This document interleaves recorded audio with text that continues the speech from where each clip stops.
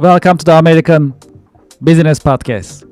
I am welcoming you episode 146 in the American Business Podcast, the voice of American business.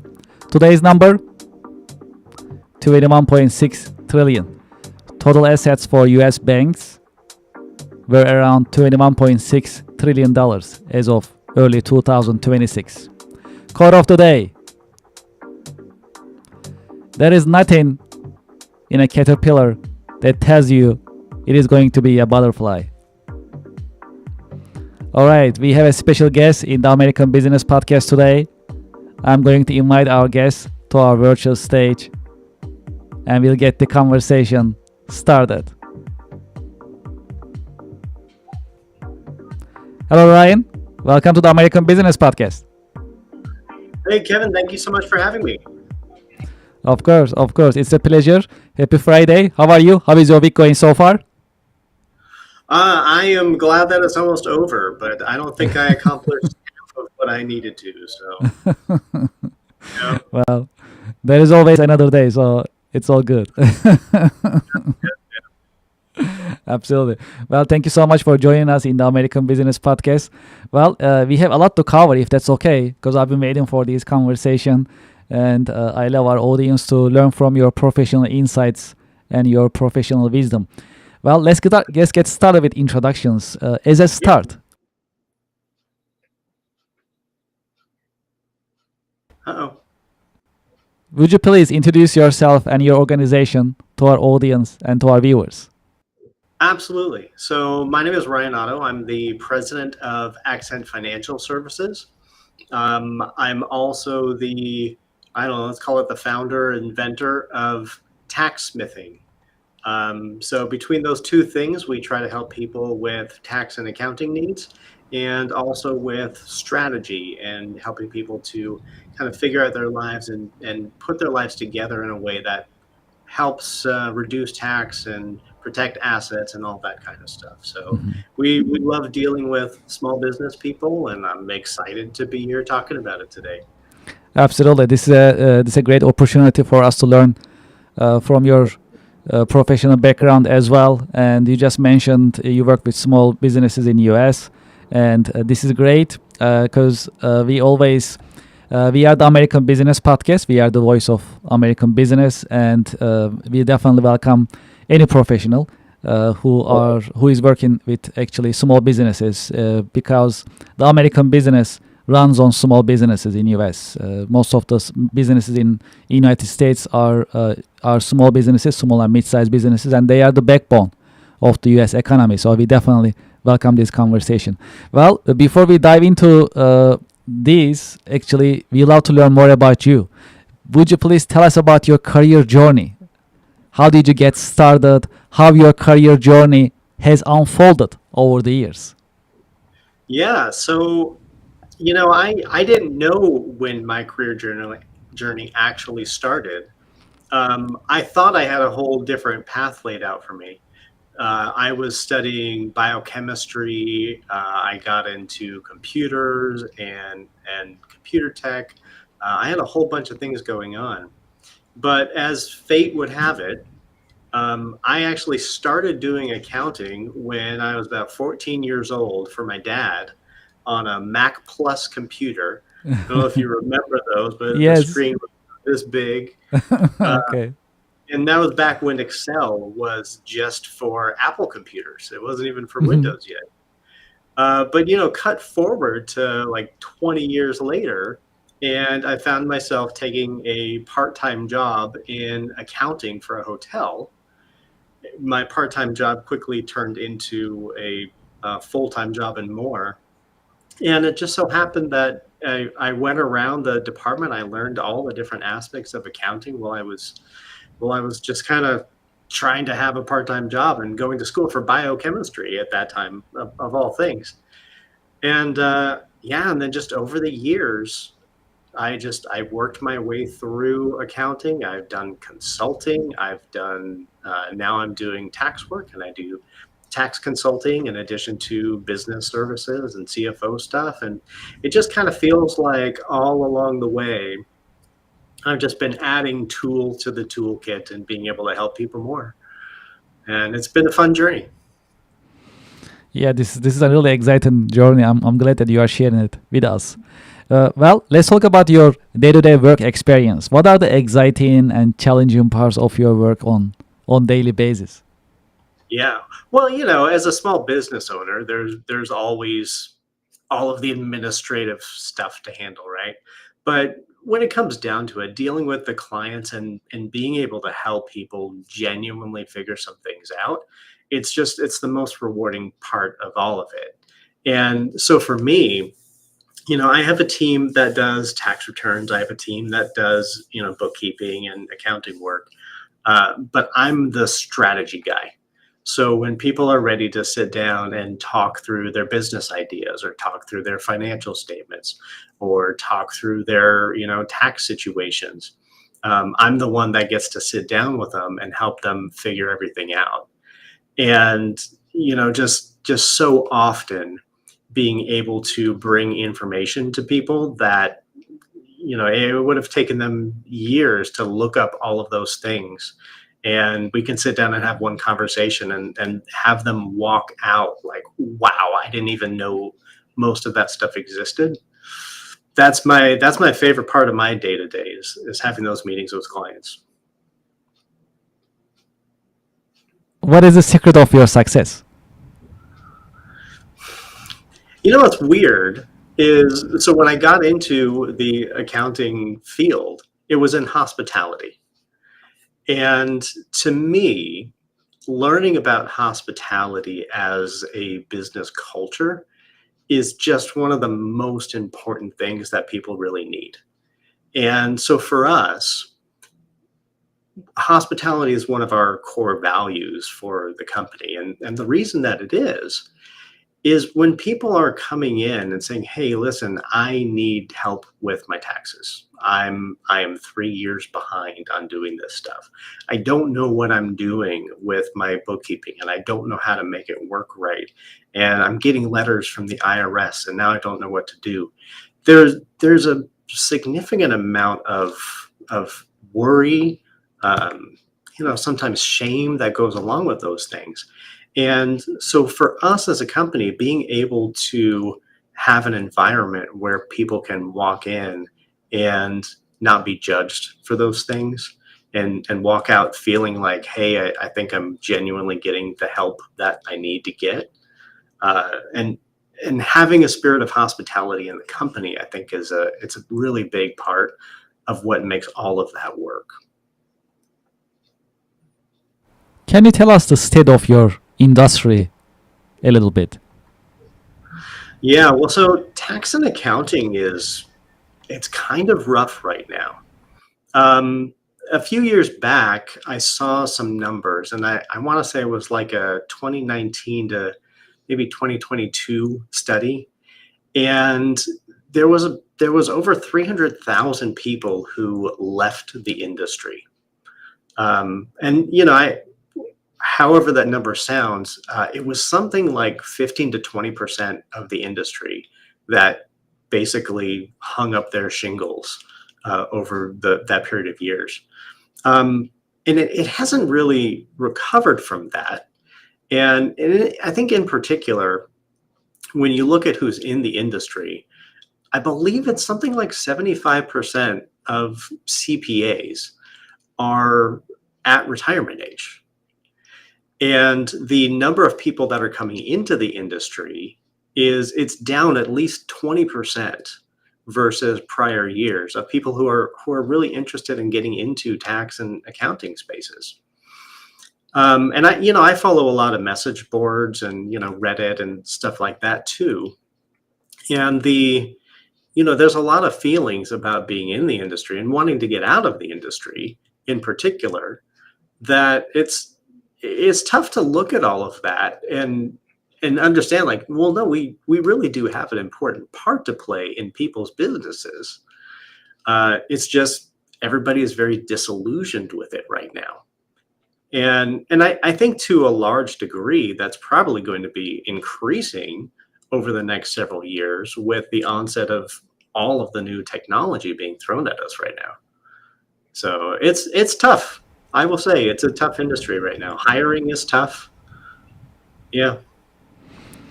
Well, okay. Let's talk about something really popular in the American business podcast. Let's talk about AI. What is your take on AI, and how do you see the impact of AI on business nowadays? Yeah. You know, what's crazy about AI, it's equal parts exciting and terrifying. And for me, you know, that's one of the things that people are looking at right now. Like, well, do I really want to go into accounting right now? Because isn't ChatGPT just going to do it all for us in like a year? So that's a real concern because AI is getting smarter and smarter, and you know, certainly being able to throw things at it and get real information out is a very, very powerful tool. And so for us, I'm trying to use it in all kinds of things. I have a little bit of AI in most of our different systems that we use. I'm using ChatGPT, and I've made custom GPTs that will write specifically formatted letters and things for us. I've been using Claude, and I'm actually working on building an app for Claude for some of the stuff that we're doing. So I'm trying to use all these things. We have a voice AI receptionist, right? And anytime we're Yes. having a meeting and nobody can take a phone call, we turn on our AI receptionist, and she takes the calls and sends us an email and says, "Hey, so and so called." And so all of that is great. But the flip side of that is that how many people is it going to put out of work? And so I kind of look at where the tools are at right now. And I'm trying to imagine where the tools are going to be 2 years from now. And right now, I would say there's not that many people in danger of losing their jobs today, because you still have to know what you're asking AI to do. And that understanding at just kind of a base level, like, how do I word this question? I mean, it goes back to even when Google came out, and you know, how many people still use Google, and it's like, you know, show me a picture of a cat, versus, you know, really utilizing all of the tools of what a Google search can do. Like, show me all about this topic from this period of time and only include search terms that have to do with blah, blah, blah. And, you know, so there's the basic Google user, and then there's the advanced Google user. And I think the same is true of AI. So people who can ask it, hey, what should I do with my taxes? Like, okay, that's fine, but you're not going to get the real nuanced answer out of it as somebody who can ask it the full and complete question. And so, you know, over the course of time, is that going to change? Yeah, probably. It will probably prompt you for all of the things, and it will probably have, you know, all of the different strategies and everything that are built into it. But right now, it takes humans, and you know, we'll see what that looks like a couple of years from now. Well, nowadays, from your based on your experience, what are the best marketing practices that bring the highest ROI? I'm really enjoying doing podcast stuff, reaching out to people, having real conversations. We've done a couple of webinars here or there that have had some decent success. Um, you know, I know there's a place for, you know, Facebook Marketplace and all of that stuff, but it's, I don't know, to me, that kind of stuff, it takes some real skill to make those things work without just spending lots of money on it. And honestly, that's what I have heard from other people in the industry as well. Just, you know, neighboring firms are like, I threw $3,000 at Meta last month and I got 2 leads out of it. And because it's tough to get the right messaging out there that engages people. And so to me, I think, you know, platforms like this, where you're engaging with people who are interested in having the conversation and interested in knowing more about what's going on, you're you're like halfway there already. So Absolutely. I think stuff like this is really what is going to be our for this year. Podcasting and speaking is this is what we're doing. Hmm. Yes, absolutely, and it'll definitely position you as a thought leader because you are taking your time and you are sharing your professional insights with other professionals. That has a value, and that also shows your generosity professionally. That you like to share your insights, you love what you do, and you like to put the content, educational content, out there through different channels like ours or others. That means a lot, and not everyone is doing it. So in that sense, it's also really differentiating because being in front of camera, addressing questions and sharing your insights is not easy either. A, you are allocating your time for it. B, to me at least, it's a skill, it's a virtue, and it's a skill, both of them in a way. So that definitely makes a big difference.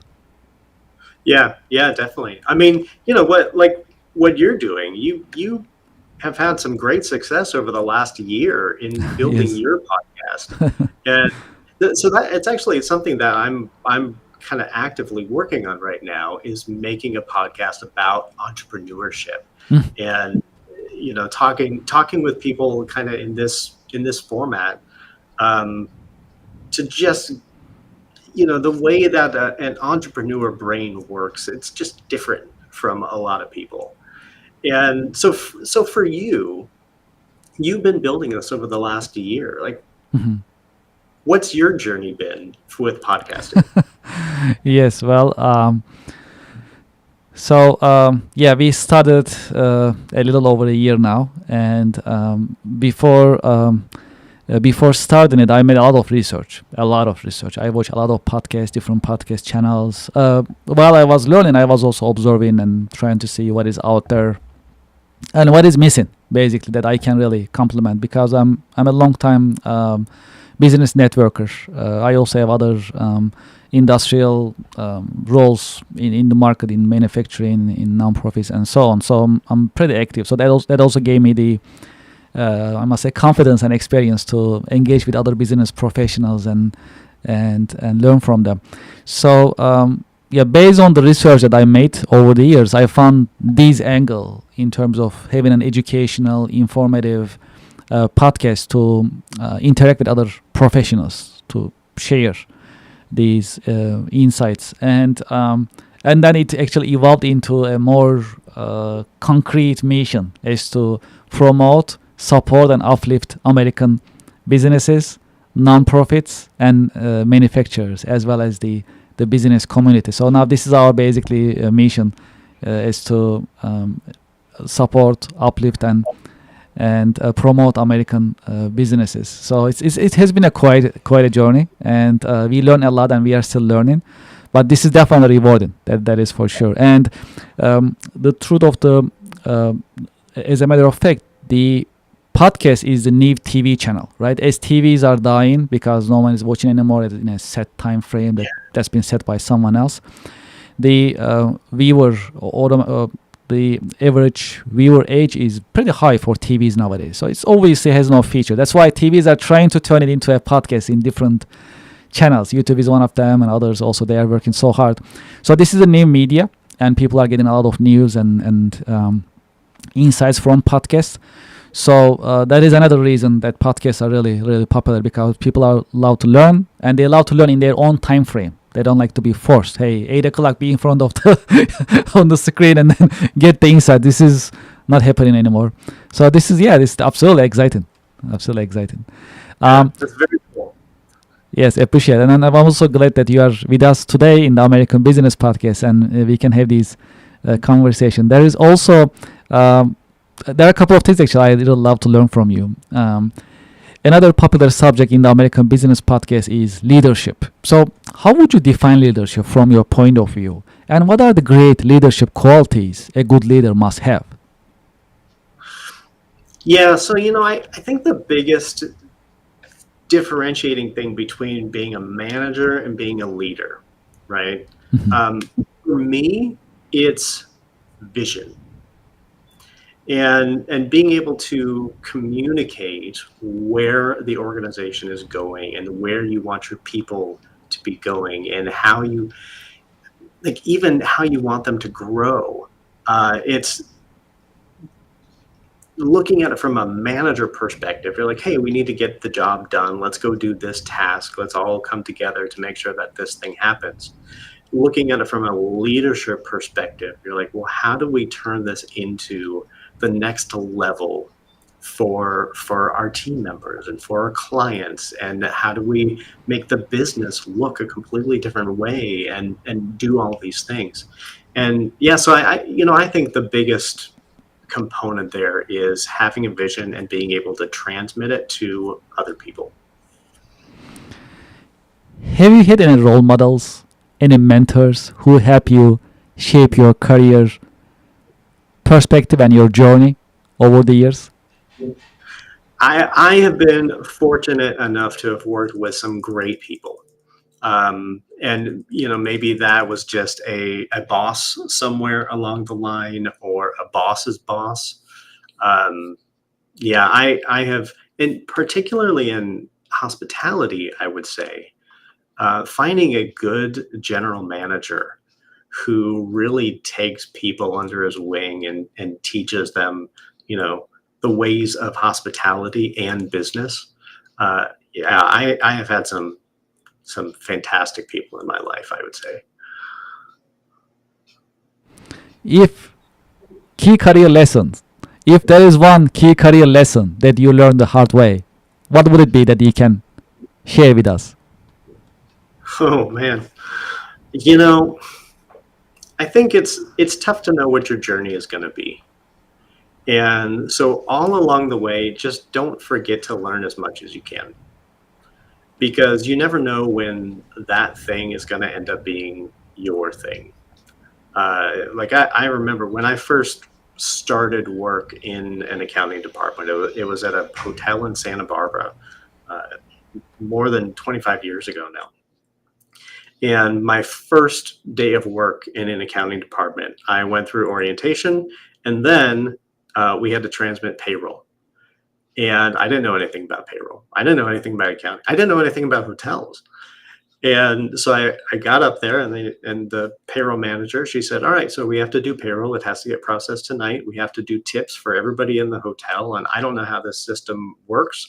So figure it out and let's get going. And so my first day in accounting and hospitality was a 16-hour day. And it didn't slow down from there. But every step along the way, I learned something new and interesting.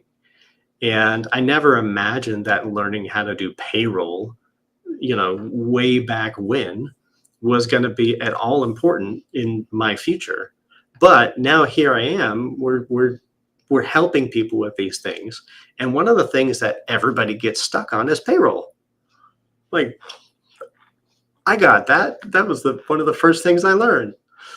So don't discount anything that you're doing right now, because it may come back and help you later. We have a little tradition in the American Business Podcast.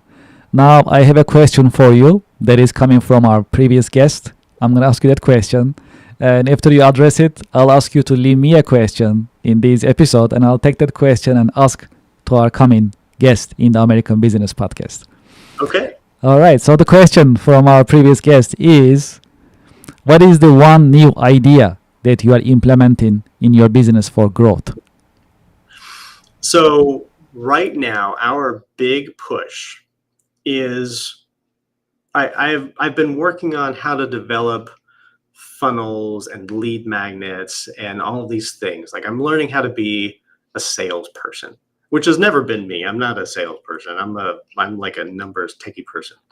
But I'm learning how to be a salesperson. And one of the things that I kind of got involved in is, how do you build the right lead magnet for clients that you're trying to get?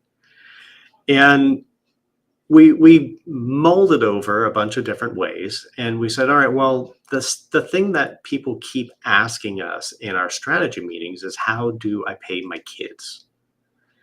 And so we talked about it, and we said, okay, well, paying your kids mechanically, there's a certain way to do it. So we put together a document that is designed to help people, which ends up that's now our lead magnet. So here's an entire document on here's how you pay your kids. But it's also turned into a new component of our tax strategy program. So we under tax smithing, we have a bunch of different pieces. And one of those pieces now is called the Capital Apprenticeship Program.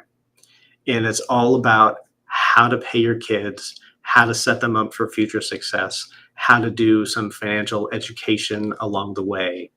Um, and really kind of, it's something that is not really talked about in schools all that often. Growing up, maybe you had home ec as a kid. That was a long, long time ago, and nobody balances their checkbooks anymore. That's not a thing. But understanding how to invest and understanding, tax advantage accounts and all these different things that you should learn when you're young, or that parents who happen to be business owners can help their kids do. That's the big program that we're trying to do right now. Okay, so what question you would like to leave with me today for our coming guest? All right, so here's a good question. We talked about AI. So how are you going to use AI to double your productivity next year? Okay, perfect. I'll make sure to ask that question. I love the question, and I truly appreciate it. Okay, what is your career advice for the next generation professionals? Pay attention to what's going on in the world around us, because it is changing faster and faster than ever. And by the time you guys get to be, my old age, the world is not going to look the same as it does right now. So be aware, be focused, and work really hard. I appreciate it.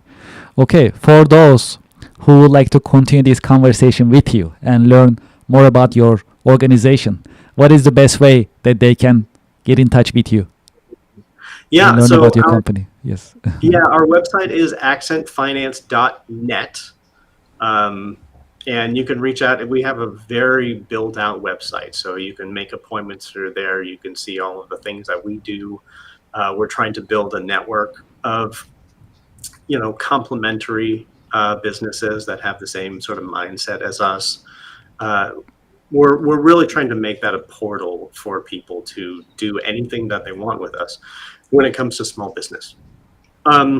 You can also find us. So the new thing is taxsmithing, and taxsmithing.com is it's under work right now, and it's going to be a really cool way to get involved and understand how your taxes work for you in particular, and what strategies are out there that you might be able to implement in your life. So, and my email address, ryan@taxsmithing.com, and feel free to reach out. Well, this is great, Ryan. Thank you so much for being with us in the American Business Podcast, and thank you for sharing your professional wisdom and your insights. Kevin, it's been my pleasure. Pleasure is all mine. Of course. Pleasure is all mine, and I wish you a great weekend. You too. Thank you very much. And to our audience and to our listeners, we'll be right back after a short break. Thank you very much.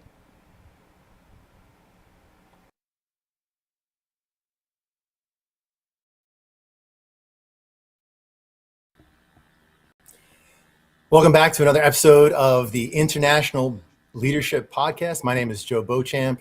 I'm your host, and we have with us today special guest Adam Thomas Hurd from Atomic Coaching is our guest today. And Adam, why don't you go introduce yourself to our listening audience?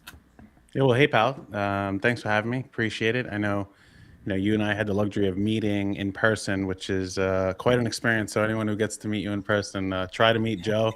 He's really impressive man, doing great things, great story. So thanks for having me on today. I appreciate it, pal. Thank you. So I met Adam somewhat recently, and we do a lot of the same stuff. We work with business owners to help them to grow their businesses, overcoming challenges. I just loved Adam's thinking, his philosophies, his strategies, his mindset. I follow him on social media, and I'm encouraged literally every single day when I watch your stuff. So definitely try to find Adam on, I'm sure you're on every platform, LinkedIn, Instagram, Facebook, I don't know, whatever else you're on. Yeah, follow his stuff. We're in for a great show today. I haven't seen it yet. We haven't done it yet. We're just starting off. So hopefully everybody will enjoy it. I'm sure it'll be brilliant and wonderful. So looking forward to it. Why don't you give us some information about, what kind of stuff does Atomic Coaching do right now? Yeah, I mean, what we have, my partner Tom and I, what we've realized, we didn't create this business, it created itself. And we've really been put here to help entrepreneurs who are stuck, right? And it's these people who have got to a position where they're self-employed, they built a business, but they really don't own anything. The job owns them. They've built the job. That's really what they've done. And they've had success. Maybe they're making $500,000, $1 million, but their entire day, their entire life, all their relationships, all their efforts are all controlled by the business that they have. And while on the surface, it looks amazing, like everybody outside is like, I wish I had what you have. Inside, they're just spinning their wheels and they're frustrated. There's something missing. There's a piece of their potential that they know that is just out of grasp. And what we realize we've been put here to do is help steward people through that. Myself, I spent 25 plus years in finance. I owned a financial planning firm and insurance agency, a benefits company. I've served on multiple corporate boards, and I've done a lot of other interesting work that some people think is impressive. I just thought is what I did. Through that work, I ended up advising many CEOs of companies, and it was kind of like on-the-job training. And my partner, Tom, he is a physician assistant, and he ended up matriculating or that's the wrong word, evolving into the C-suite of health insurance companies or health companies. And through that process, he really saw the inner workings and operations of what happens at that level. So he came at it from a practical standpoint of medicine, and then he understood actually what's happening behind the scenes to run the operation. He also taught psychology at SUNY Downstate. That's the State University of New York. He taught at SUNY Downstate in Brooklyn for 10 years. He taught psychology. So he understood how to recognize mental health issues. And then he became a life coach. And through, he retired, I retired, and we came together to try to help some of these people with both sides of that equation. What's happening on the tactical side, what's happening on the philosophical and mental side, and we melded it together to release people. So that's what we are all about. That's awesome. So you're bringing together real world business experience, but also, we're driving these vehicles called our brains. And it's interesting to understand how our brains sometimes function for us, but very frequently function against us. And so, being aware of the whole psychology end of it, I think adds a special element, because I can tell you what you need to do. Like, it's pretty much textbook what you need to do. Textbook how to do it, but then we end up with like limiting beliefs and mindset things and issues that kind of block people from moving forward. I think that's where people get stuck, is in that mindset. I'm not aware of my limiting beliefs, or I'm not aware that I believe something that's actually counterproductive. And so being able to handle it from the psychological end, I think is critical for businesses to really understand. There's a whole, I call it emotional fitness. Others will call it emotional intelligence. I call it fitness because I feel like if everybody exercises good emotional strategies, you're going to become more emotionally fit. But that's the key. It's an exercise. It's a practice. When you're in business, you never reach the finish line, right? When you're in life, you never reach the finish line. We're constantly evolving. We're practicing. We're learning. And if you take that moment in time to really look at who you are, what you do, how you're operating, where you're trying to go, that can allow you to start changing course. And we always say it's the difference between I have to and I choose to. And if you really get to the point where I choose to, and then you do the hard work behind what changes you want to make in your life, in your mental state, in your relationships, in your business, that really allows you to have freedom. And that is the thing. It's a practice, that mental exercise that we do, and physical. Yeah. Instead of I have to, I choose to. That's awesome. Yeah, it's a simple mindset shift of anything that you're doing. If you can sit down in front of it and say, well, do I have to do this, or I'm choosing to do this? And even when you have to do something, you can choose how you do it. And when you Right. start to lead your daily activities that way, you have this ease about you. So if you just look at that two little dichotomies there, if you can switch it to the other side, you'll feel more at peace. Yeah. I see that, a lot of times we make excuses, right? People in general make excuses. So I think that, the economy, the, political atmosphere, the business atmosphere, the, legal stuff and, employees. And if I feel like everything else is out of my control, I feel like I'm in a prison. Like each of these things is like a bar in the prison. But when I understand that, each of those things isn't someone else or something that's out of my control, each of those is really me. And I have influence on every single piece of that. One of the things I like to tell people is, let's lose the mindset of control and replace it with influence. I may not be able to control much of anything, but I can influence almost everything, right? So even take, elections, for example, I can't control who becomes the next whatever political figure, but I do get one vote, right? I get my vote of influence in that. And that goes for everything in our lives, whether it be marriage, business, customer relationships, employee relationships, business partner relationships, any of that stuff, I have an influence in all that. So taking ownership of that, what can I influence and how much can I influence that? Yeah, and some people don't really give themselves the ability to see how much influence they have. So I'll use the political one. You said I have one vote. That's what I can do. Well, I was vice chairman of a lobbyist group, one of the largest lobbyist groups in America for, excuse me, for the financial service professionals. And we wielded tremendous influence over who got elected, over what these laws were written, over what laws were canceled. I mean, we've won laws against multiple administrations, changing them. And what that is collectively, if you have other people that have the same vision as you and are going down that same direction, you actually can wield even more influence. Even though you're one person, you can influence others who can influence situations. And that's really what leadership is all about. It's about how much influence do you wield over the people who have really said, I will follow you. And if you're going to lead, you have to have influence. And that influence has to be collective. It can't just be yours.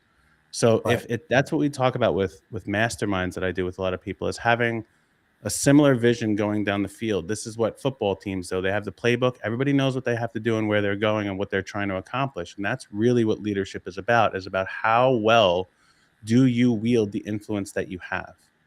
That's awesome. So let's break this down because it's important for people to really get step by step, right? So as a leader, you're a leader if people are following you, right? Basically, if nobody's following you, you can think you're leading, but ultimately you're you're not. In order for people to follow you, people are generally going to want to know where you're going, and they're going to want to they have to want to go there also, right? So they're going to see your vision. You mentioned vision.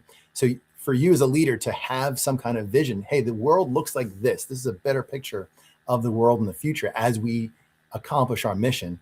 And then other people are going to say, yes, I can see that same vision. I kind of want to go there myself. And then the piece that we need to make sure that we add into the puzzle is, in order for somebody to follow me into that vision, they need to trust me that I'm the best way to get them there, right? And so this goes for your clients, this goes for employees, anybody that you have influence over. They have to say, hey, you know what? If I follow Adam's going to get me there better than I can get myself there, or better than Joe can get me there, for example, right? So, and then they're going to follow you because you're the best choice at getting them to that destination. Right.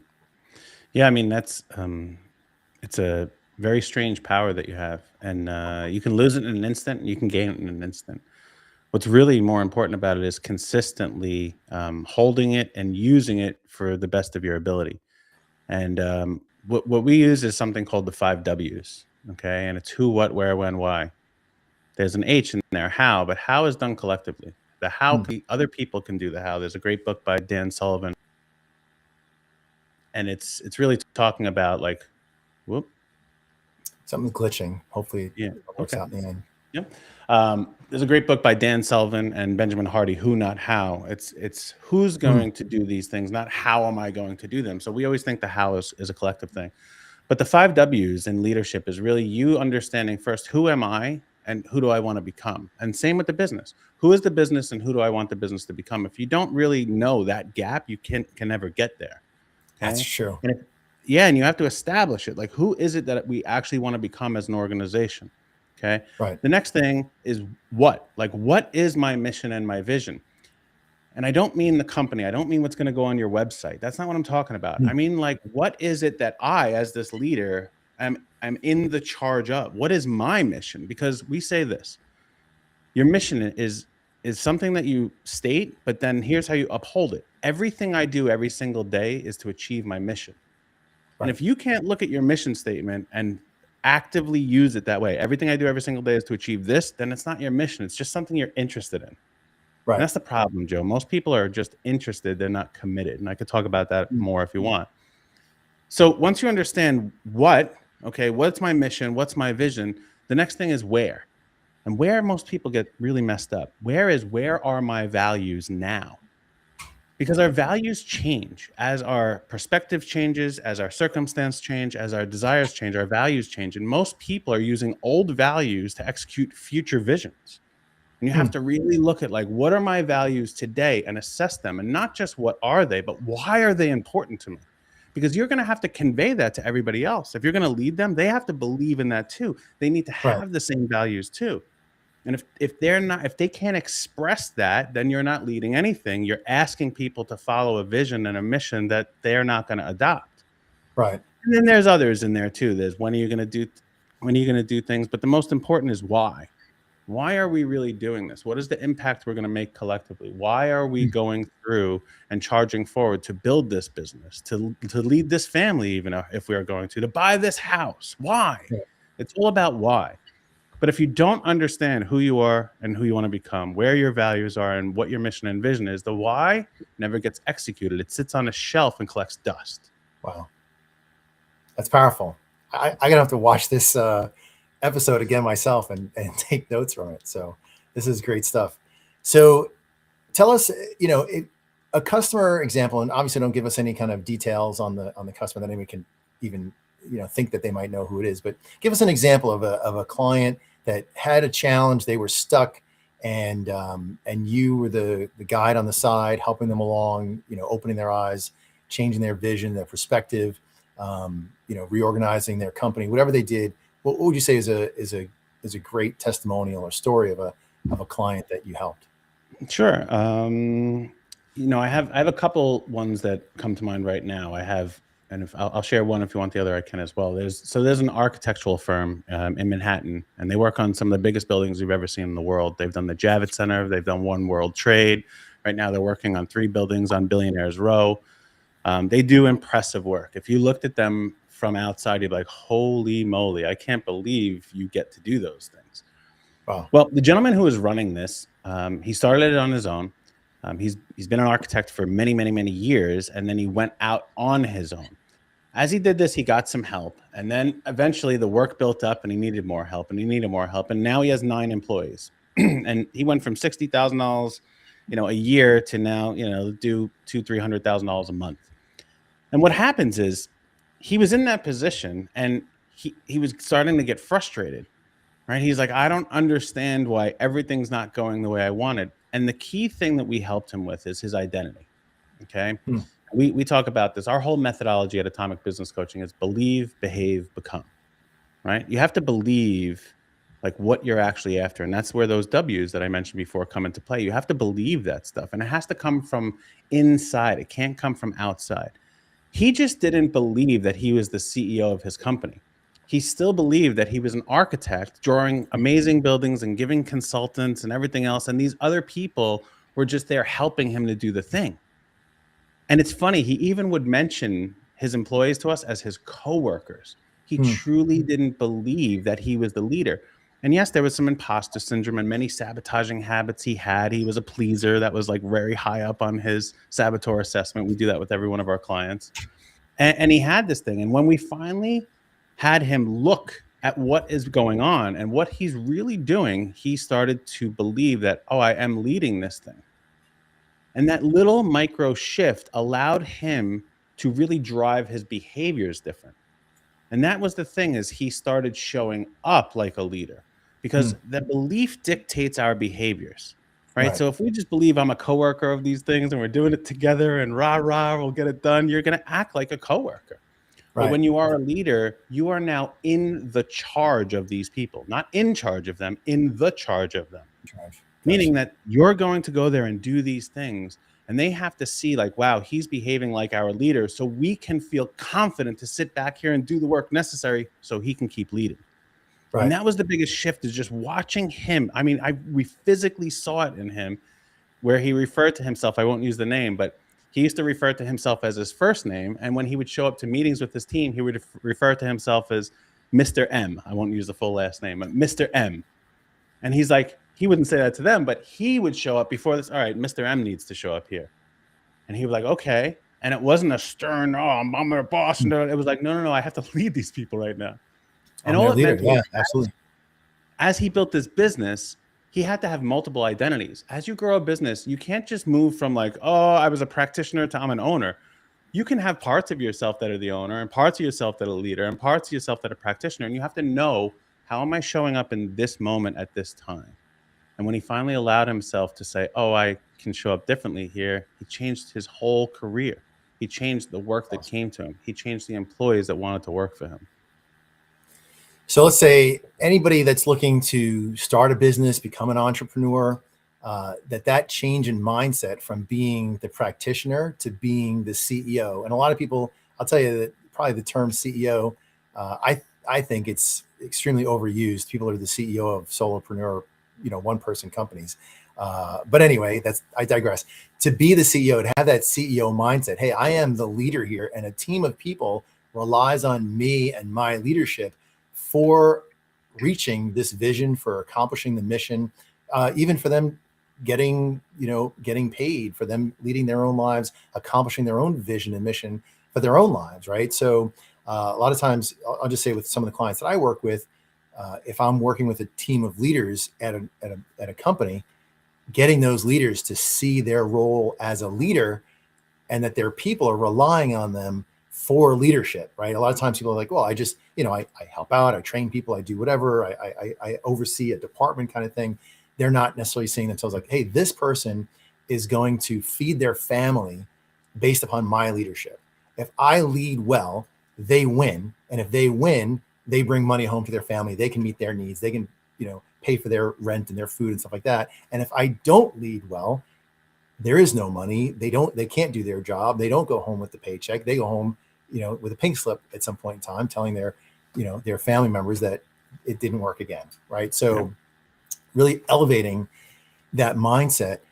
Is there a strategy that you would use that you could recommend to a business owner who feels like, hey, you know what, I believe I'm the CEO, but I think I'm the CEO, but I really want to own my role as a CEO? Like, do they look themselves in the mirror every day? Do they write it, somewhere? Do they tattoo CEO across their forearm or something? How do they get there? Yeah, I'll come back and address the CEO thing if we have time later on. But because yes, it is an overused term, but there's a way to use it that's very appropriate, whether you're a CEO of one or a CEO of 10,000.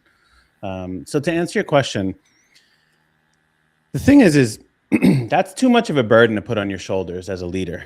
Like I am like all these people's payrolls, their kids, everything, that all that pressure's on me. You most likely will fail at that because it's too much for you to manage. Okay.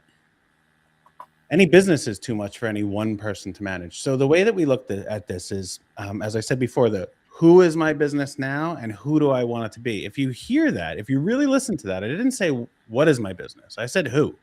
I use that word very seriously.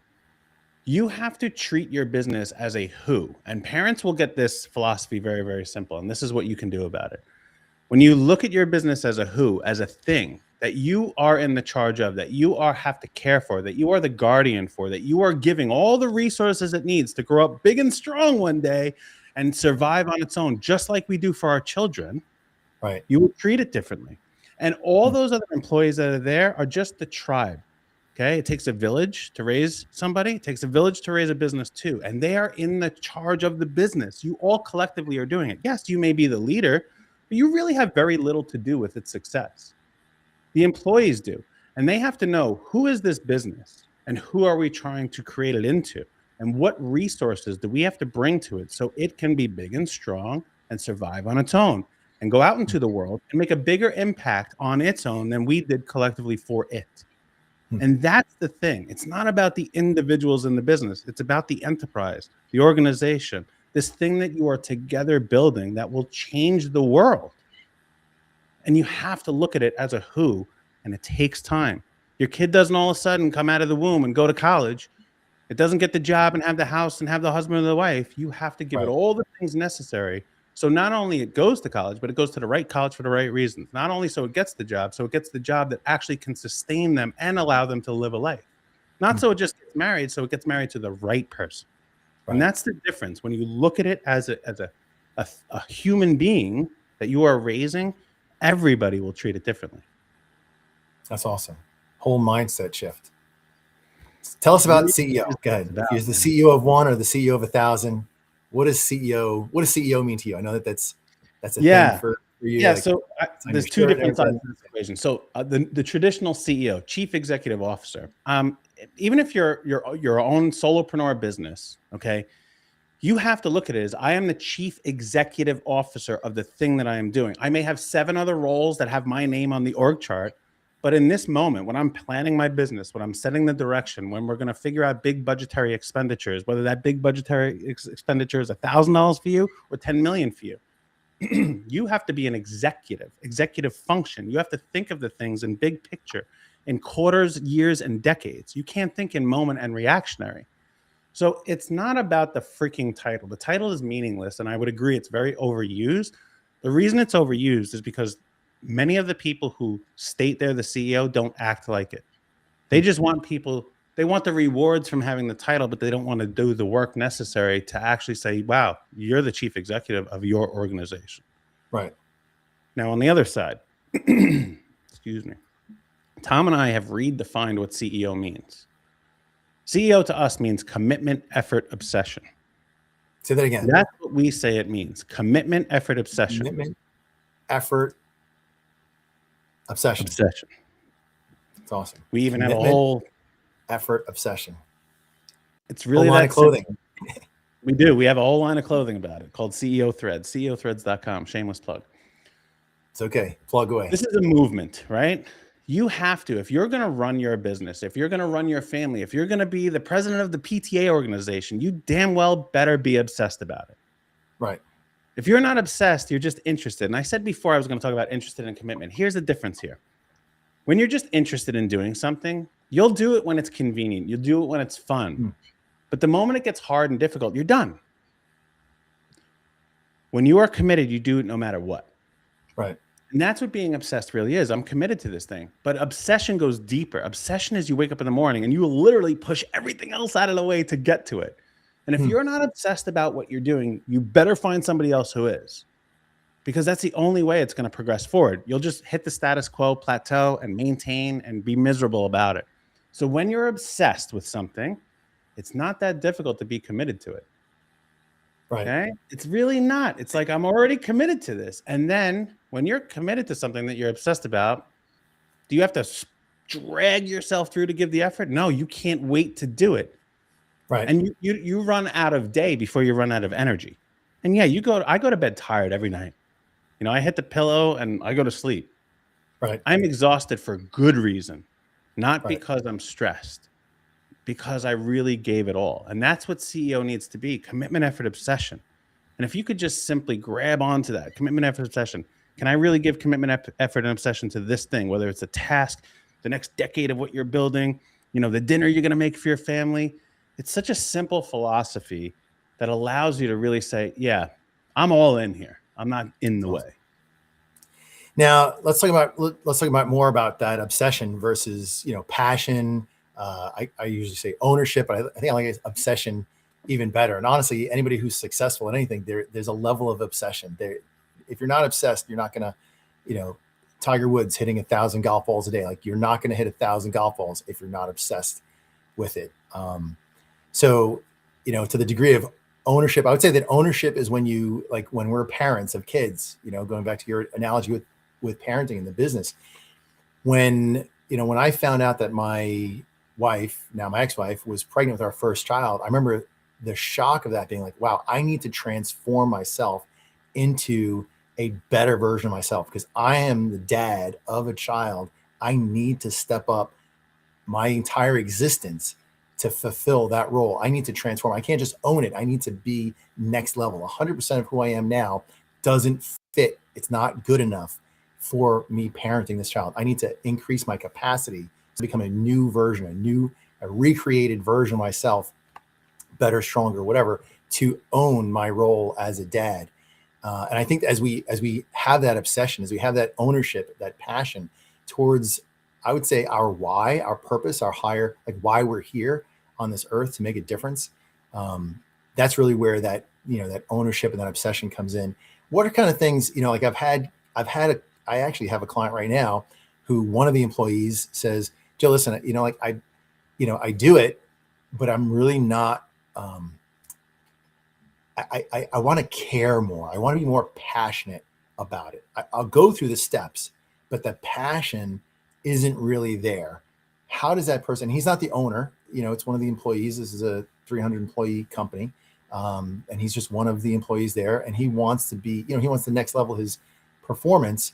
He's not really owning it though. He's not really, he's certainly not obsessed about it. He wants more results than he wants relationship. What would you say for something like that? How does somebody develop that sense of passion, ownership, extreme type of obsession about their role, their purpose, their leadership, their company, their mission? Yeah. So if we're talking about employees and people who work for us and how do we develop that, is that what you're asking? Because there's a different way I'd take that versus ourselves. Let's say an employee, somebody who wants to develop that, not the CEO, not the owner. We can handle that next question, but this question is, employee wants to be more passionate about the job. Yeah. The thing is you don't create passion. You're passionate or you're not. Okay. Now, sometimes you'll do something that you become really good at and you become passionate about that. That's why people always say, find something you love to do and you never work a day in your life. Well, it's hard to do that unless you did something, and then you figure out, wow, I really love doing this. And that's what most people who say, find something, you love. It's because they did so much work and they ended up loving the thing that they were doing. Sometimes they hated it in the beginning and they became really competent at it because competence breeds a lot of love and passion for things. I'm really good at this thing and I found out what I can do with this. But every single person has something that they are passionate about. And with employees or anybody that works for us in any way, shape, or form, even if it's a vendor, there are things that they are passionate about that you can then find a through line to the work that they do to achieve that passion. They may be passionate about showing up to their kids' basketball games. Like, I'm just passionate about being, the AAU coach and my son doing this thing. And you can build their whole purpose inside of the business so they could do more of that. And it could be performance driven. Like, hey, man, if we can get you to do these, I can carve out extra hours, or I could do this. Or you may be a super disciplined owner and say, no, 9 to 5, you punch the clock. That's what I need. And I need available 7 to 9 on emails. Great. Well, you can build it so they have a driving effort to go towards getting what they really want out of this thing, because they don't want your business to grow. They want their job. They want the paycheck. They want promotions, bonuses, pay increases, and some kind of stability. But if you can show them through this, you can help me create that and get what you want. That is a game changer. And I learned this from one of my mentors, Frank Scalisi, is he always sat with people and like, I know you're here to do this thing and make this money, but what do you want out of your life? What do you want out of these things? And how can I help you get that through this machine that I've built? Right. And it empowers them to participate in their own success using the vehicle of your company's success to do it. That's awesome. So, when I'm working with clients, I would say that one of the things that I ask leaders to do is to get to know their employees, get to know the members of their team, right? Know their why. And this is really, I think, in alignment with what you're saying. If I know that this is the person's mission that they're on, and if I could say, hey, listen, for a period of time, your mission and my mission are in alignment. Let's ride this together. I'm going to help you accomplish your mission. You're going to help us accomplish our mission, because for a period of time, they're in alignment. They're parallel, right? At some point in time, you might, veer off and you're going to continue on your mission. I continue on my mission, and that's fine. We're going to we're going to part ways then as friends. That's no problem. We might come back together, and who knows? But for this period of time, we're in alignment. And that goes to like what you're saying. Your passion might be going to your kid's soccer game or going to your kid's basketball game or or art or history or some other thing, saving, pets in a foreign country, which people do. So this job right now is a vehicle for you to do that other passion. And so while we're here, we're going to be in alignment so that I'm going to give you that freedom, flexibility, finances, whatever, to run this other passion thing in your life. And for this period of time, we're in alignment. And that kind of, that why builds identity and builds ownership, I think, of the employee to the company, and making them to see, okay, wow, this is not just a job. This is part of me accomplishing my life mission. Well, and it allows a leader to do what they're actually supposed to do. And this is the mistake most owners of companies make, is they think their employees work for them, but you work for your employees. That's a great point. Your entire job is to give them everything that they need to be successful. And if you're not giving them that, if you don't know their purpose, their passion, maybe they just want to make a ton of money so they can buy a Lamborghini, and you may not value that as well, but they do. And it's your job to give them everything they can to get that Lamborghini, even if you don't agree with it. Now, as I said, they can use this company that you built as the vehicle for that, and you'll both win. Right. But you have to give them those resources. And if they need to make $1 million this year, and you're only giving the capability to make $20,000, then guess what? It's not going to be successful. Right. So you better find another route for this person. Otherwise, you're wasting everyone's time. And that's why you really have to find out, like, what's driving them. Like, why, and we're calling it passion, but what drives you to show up here every day? Because I know you really don't want to be here, and we all get that. But what drives you to be here? And that's the thing. Your job is give them all the resources. Just like I said before, when we understand who we want this business to be, our job is to give it resources. And I use this different thing here. It's growth and scale. Everybody confuses these terms, and you can only do one at a time. You can't do them simultaneously. The way I define growth is when you're growing your company, all you're doing is adding additional resources to increase the top line revenue. When you're scaling your company, you're using the existing resources you already acquired to increase top line revenue. And what happens is when somebody is coming to you and you're not getting the performance out of them, it's not, I'm going to scale them. They don't have the resources to scale. You got to grow them. And that means adding resources. That may be training, that may be mentorship, that may be some sort of mental health resource, that may be, showing up a half an hour late because they're stressed they got to drop their kid off. It may be tell them this is not the place for you, and you'd be better served working in some other place, and I'll help you get there over the next 30 days. But it's really, that is your job. It's giving them the resources so the company, yes, can be successful, but they can as well. That's awesome. That's great. If you could, let's just say that, the American Business Podcast has about 150,000 subscribers to the YouTube channel. So some subset of those are going to be watching this episode. If you're talking to business owners worldwide, what message would you really like to get across to them? And this is going to be, this podcast is, I think we're in over 50 countries right now. So if you were to talk to business owners, business leaders, or just the general population that tunes in, what's the message that you would like to take them and help them to see? I'm going to elevate. I'm going to take a step up. I'm going to start this right now. I'm going to think a little differently, do a little differently. What's that message? You might have heard me say this before, but business is simple. It's just not easy. And this is a philosophy that has helped me, and I have helped thousands of people change their lives. I literally have everything I have for my family, my life, the work I get to do every single day because of that philosophy. Business is simple. It's just not easy. What we have to realize as business owners is that it's never, ever, ever going to be easy. Everything we do is going to be hard. I don't care how competent you are, how long you've done it, how much money you put at it. It's going to be hard. And that is the commitment that we've made. I'm willing to do the hard. Nobody else says, I'm going to do it. That's why you're not an employee. That's why you've created a company. But if you complicate it, if you don't make it simple, if you make it simple, it's executable. If you make it complicated, it becomes impossible. What we have to do as business owners is make every work as simple as possible. And why? Because us humans as smart as we think we are, we're not. We're not really that smart. And when we have to start connecting dots to do the hard work, we give up. We get frustrated. We start to question ourselves. But when we make it very, very simple, there's nothing left to do but the work. There's no questions. There's no thoughts. There's nothing left to do. Now, you can have 1,000 things you're doing as long as they're all simple. But add that complexity in, and I'm telling you, within 18 months, you'll be out of business. Wow. And about more than 50% of businesses are going to go out of business in 5 years from startup. So, we know that, and so overcomplicate. Go ahead. And the thing is, because they're not willing to do the hard work, so they make things complicated, thinking they're shortcuts, and then it goes out of business. That's all it is, Joe.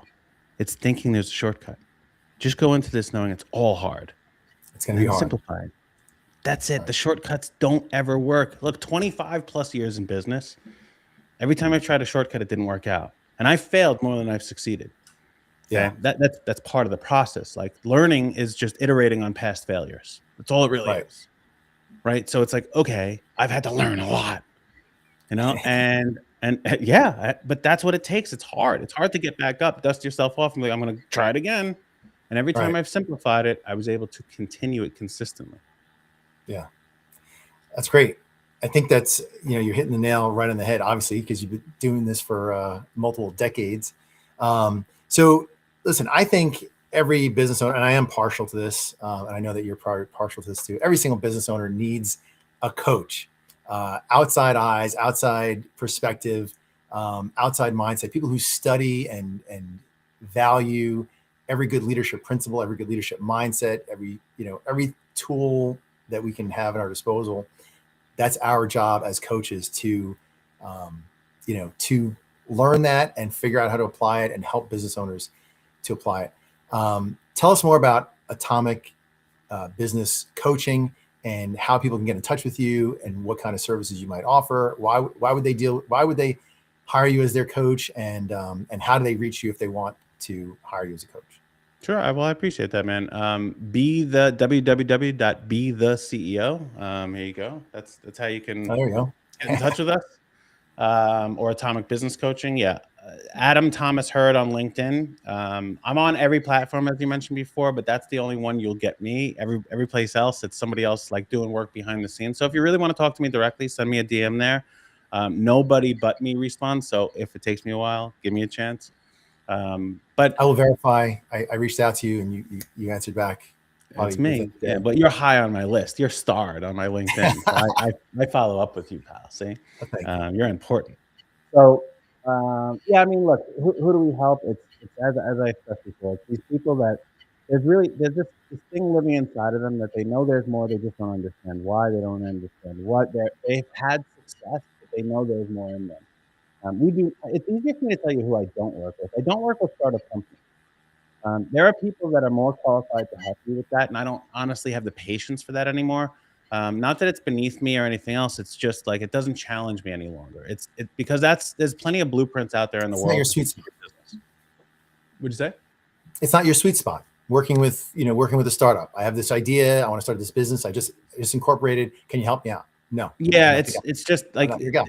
I mean, you could use ChatGPT, just follow everybody else's playbook. And then when you run into the actual obstacles, that's where I can come in, right? I also no longer work with really high level executive. I've helped people exit for nine figures plus. I've helped some unbelievable people, but that's not the passion I get out of it either. It's this middle ground when you are transitioning, when you are really trying to become the CEO of your business. That's that person. If you're already the CEO, I mean, I serve on plenty of boards, and you can hire me if you want as to be on your advisory board. It's not cheap, but you can hire me for that.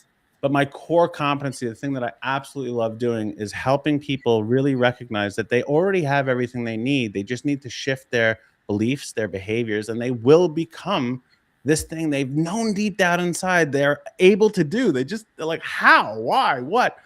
And it's really not about the how. They already know all the hows. They just don't trust it. They don't activate it. And they have a lot of fears and mindset issues. And yeah, there's tactical things too, but that's truly what I love, who I love to work with. So if you've had some success, And there's just this yearning thing of, I know there's more for me. And leadership is one of them. And being a CEO of your life and your business. That's why Joe and I do what we do. I know you do it in a little bit different fashion, but it's really to change your life. That's the work that we get to do every single day. And I'm very honored to do that. So all my clients out there, thank you very much for trusting in us to do this. Yeah. Awesome. Thank you. And last question, what should we be reading right now? What are you reading or what's your favorite book that the rest of us should be reading? If I could get everyone addicted to listening to audiobooks and personal self-development and growth and reading books and going to seminars and listening to this podcast and other podcasts, and that continuous self-development, that would be a great accomplishment for me in my life. So what's a book that you recommend, or what should I read, listen to? What should our audience read and listen to? Yeah. So I'll be funny first. So you should first read The Atomic Game Changer. That's one of my books. I've authored multiple books, but The Atomic Game Changer, it's about the 9 principles that we all need to embrace to have success. I don't care, again, if you're the PTA mom, you want to be the CEO of your company, or you're going to do that startup, there's these 9 principles. And yes, we have an audiobook for that on Amazon. It's just Atomic Game Changer. Audiobook, Kindle for really, really cheap, hardcover. That is my lived experience. That is the work that I've actually done through my life. Tom's done through his, and some of the great people we've gotten to either work with, work for, or be a part of their lives. We've learned these are the 9 major things that they had to embrace and commit to and actually implement over and over and over again to have success in any area. So it's not a cover to cover read. It's my book. I'm going to buy that book. I didn't know that you had a book. I would have read it before we started. Yeah, I got a couple. I got another one. We're backwards on the thing here. I got another one in the morning meeting. I got another one over there. Yeah, it should be. It shouldn't be mirrored. It should be good so the audience can read. couple of books, but I have a lot of books over here, and these are 5 books. I don't know if anybody can see it, but these are 6 books actually that have really changed my life. Here, I'll pull them up. So here's a good reading library for people. Okay, so Good to Great. If you haven't read this already, this book is really about how to stop plateauing in your company. Atomic Habits has nothing to do with my company, but it's an unbelievable book to go through. Blue Ocean Strategy, it's how to differentiate yourself in the marketplace. Millionaire Next Door, that's just all about how to look at your money and everything else. Who, Not How, I talked about it before. It's who's going to do things for me, not how. And Essentialism, how do I minimize? How do I really minimize, and what is essential in our lives? And those are some of my favorite books. A book I'm reading right now, though, is Marcus Aurelius' Meditations. That's awesome. It's about Stoicism, and it's great because it's these short little things that I can read, and it's allowing me to either find evidence in my behaviors, my philosophies, my beliefs, or it's challenging them and bringing me to a new place. So if you haven't read that, whether you're into Stoicism or not, there's some incredible multi-millennial long lessons inside of that they're too simple to argue with. And you're like, yeah, that's kind of obvious. And they've challenged me a lot. So I like reading books that give me new information. And that one is not only giving me new information, but validated a lot of the things that I am imparting wisdom to others, so to speak. So that's been a fun one. Meditations. There's been maybe a reawakening to Stoicism. I've just sort of, gotten into reading it in the last few years. Ryan Holiday is kind of a modern day author on Obstacles Away. It's a good one. Yeah, a lot of great books. Obstacles Away is one of them. And I just wonder, like, if Stoicism was around, 2,000, 2,500 years ago, however many, over 2,000 years ago, what have we been doing with it all this time, right? So Stoicism, the foundation of it, in my perspective, the useful part that I get out of it is the ability to maintain my internal emotional stability, regardless of what's happening around me, regardless of what people say, what people do. And one of the things I like to say is you can do it happy or you can do it upset. You still got to do it. So I love it, Joe. Do it happy, right? So, and I had a client one time. She goes, oh my gosh, I have to get a root canal today. I'm going to go get my root canal happy. And I'm like, exactly.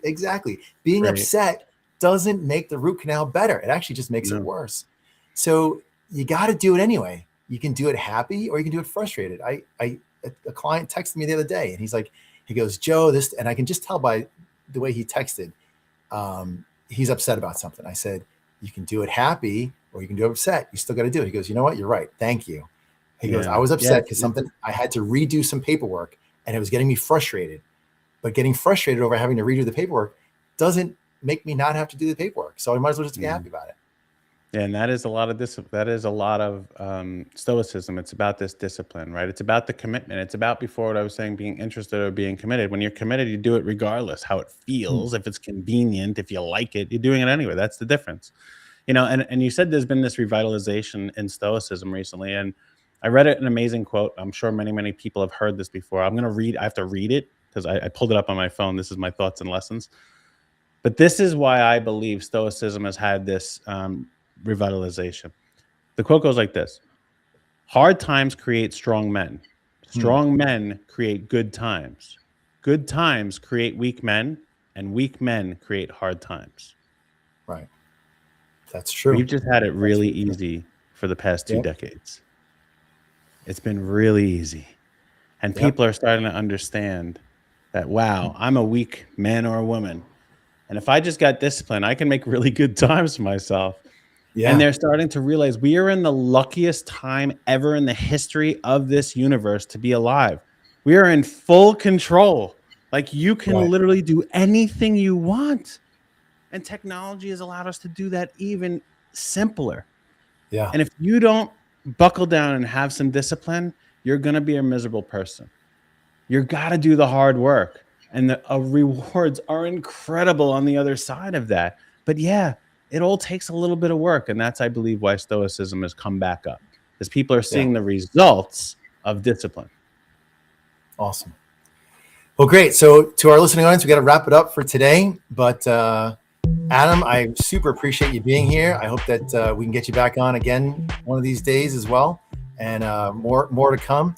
For the rest of the listening audience, we're here with the International Leadership Podcast, bringing you useful strategies that you can apply to your own lives, your businesses, nonprofit organizations, or whatever it is. I am Joe Beauchamp, your host from Beauchamp Team Growth Solutions. You can find us at beauchampteam.com, helping you grow your leadership. Better leaders get better results. Thank you so much. See you next time.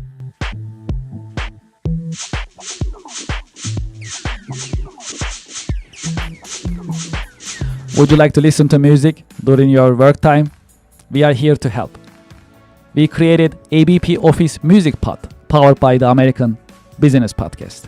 ABP Office Music Pod is for you, the working professional. You can enjoy jazz, lo-fi, smooth jazz, classic music, and more during your work time.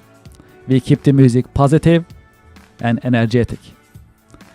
You can go to the YouTube channel of the American Business Podcast, or you can scan this QR code and start listening right away. There is more coming in the American Business Podcast, and this is one of them.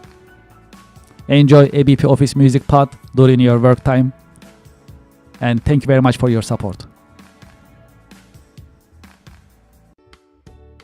Support for the American Business Podcast comes from Reddit. Do you know the biggest challenge nowadays for American small businesses? That is visibility. That's why we partner with Reddit for Business. There are more than 440 million visitors weekly on Reddit. Furthermore, Reddit is reliable, and millions of users are going to Reddit to get the real feedback from real people. It is the number one source for real reviews on products, services, and brands. There is a promotion going on that I'd like you to consider and take advantage of. When you spend $500 on Reddit for advertising, you'll get $500 in advertising credit. True story. I am a Reddit user, and anytime I like to have feedback or review for a product or service, I go to Reddit and I talk to Reddit communities. I get the real feedback and real review from real people and real communities. Scan this QR code and sign up for Reddit advertising. Get the visibility for your company, for your products and services on Reddit with Reddit advertising. Reach people ready to buy your products and services with Reddit advertising. Scan the QR code and sign up today. Thank you for your support.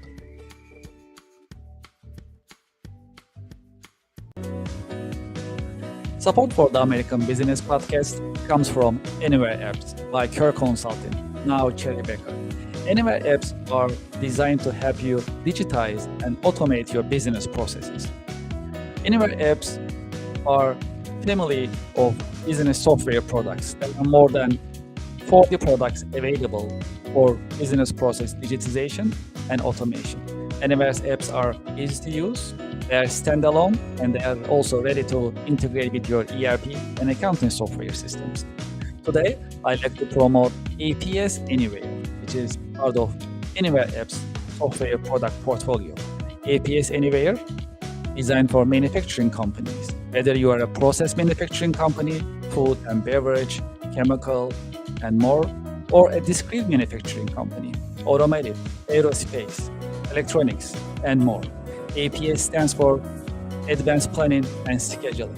APS Anywhere is ready to streamline, digitize, and automate your production planning process.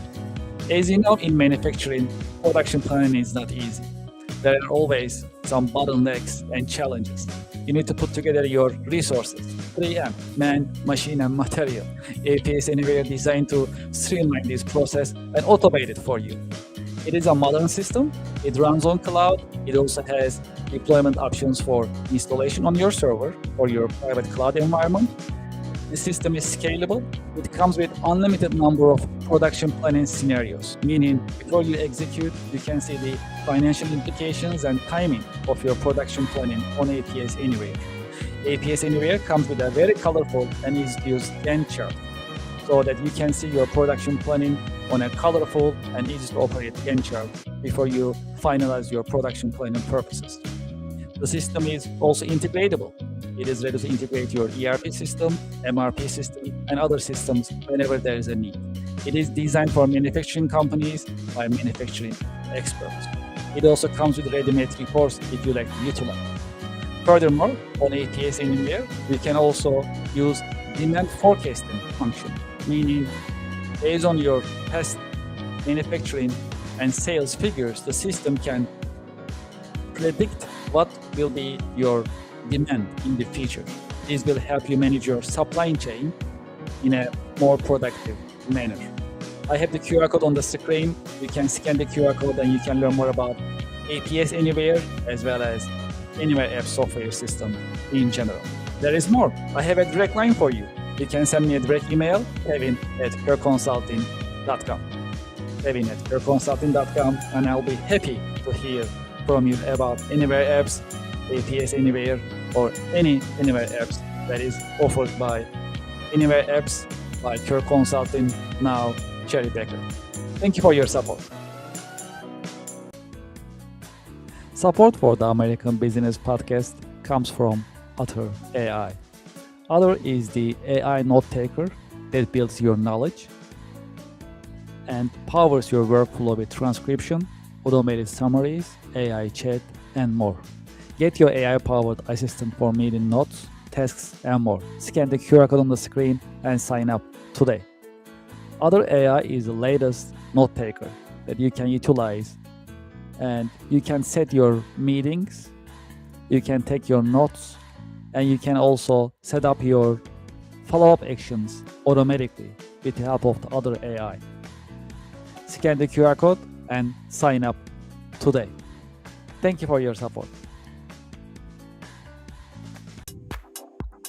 Support for the American Business Podcast comes from DocuSign. If you are signing vendor contracts and customer contracts very often, just like I do on daily basis, consider DocuSign. DocuSign is the latest modern digital and electronic signature software system. Furthermore, you can manage your vendor contracts, customer contracts, NDAs, and any other commercial contracts on DocuSign digitally with no need of local installation and no need of keeping your documents on your laptop or your mobile device. Furthermore, with the latest technology of DocuSign, it has intelligent agreement management. It recognizes your repeated documents and creates contracts automatically and makes things easier for you. Do you know how many users are there for the DocuSign system? More than 1 billion users. There are many companies using DocuSign and trust DocuSign for electronic and digital signature. True story. I also use DocuSign on daily basis and it works smoothly. Highly recommended. You see the QR code on the screen.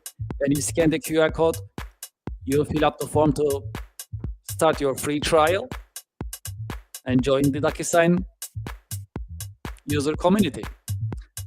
Enjoy your DocuSign experience, and I hope you sign up today. I have the QR code on the screen. Thank you very much, and enjoy the experience. Support for the American Business Podcast comes from Gemini, Gemini Trust. Gemini makes crypto simple. Find, trade, and buy over 70 different coins, including Bitcoin and Solana, on the best cryptocurrency platform. Gemini Trust. Start trading crypto here.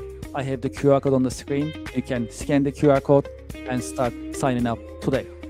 Because they have a great customer service, you can reach out to them and get assistance 24/7. Scan the QR code and start trading crypto on Gemini. Thank you for your support. Support for the American Business Podcast comes from YZ. At the American Business Podcast, we always talk about continuous improvement and professional development. That is why we partner with YZ, trust the nation's largest network for tutoring. YZ helps you find the tutor that you need in many different subjects: chemistry, computer, foreign languages, geometry, English, music, physics, reading, SAT, science, and many more. I have the QR code on the screen that you can sign up and start searching for tutors and enjoy the learning experience and continuous improvement as we always talk about in the American Business Podcast. Scan the QR code and sign up for YZ today. Thank you very much. Support for the American Business Podcast comes from Rosetta Stone.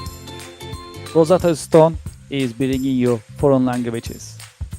Learn from the experts, choose your plan to get started, sign up today.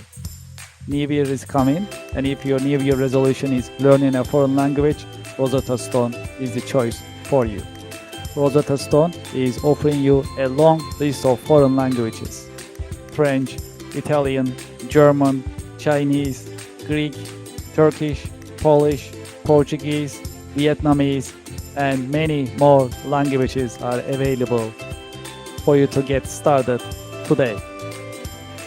Scan the QR code on the screen and sign up for Rosetta Stone and enjoy the learning experience of foreign language. Thank you very much. Support for the American Business Podcast comes from Anywhere Apps by Care Consulting, now Cherry Beckert.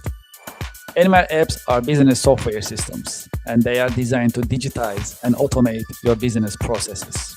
Today, I like to focus on contract management anywhere as part of Anywhere Apps software product portfolio. Contract Management Anywhere is an AI-powered vendor, customer, and legal contract management software system. It is modern, it runs on cloud, it's easy to use, and it's scalable. Because of the AI capabilities of the system, software comes with an AI chatbot that you can get your answers about any contracts that you have. Renewal dates, amounts, start dates, and other details can be learned from the system in a conversation. I have the QR code on the screen. You can scan the QR code to learn more about Contract Management Anywhere, as well as Anywhere Apps in general. There is more. I have a direct email for you. You can send me a direct email about Anywhere Apps and Contract Management Anywhere, kevin@careconsulting.com. I'll be happy to help you and help you schedule a demo session with Team Anywhere Apps. Looking forward to hearing from you, and I hope you enjoy Anywhere Apps. Thank you for your support.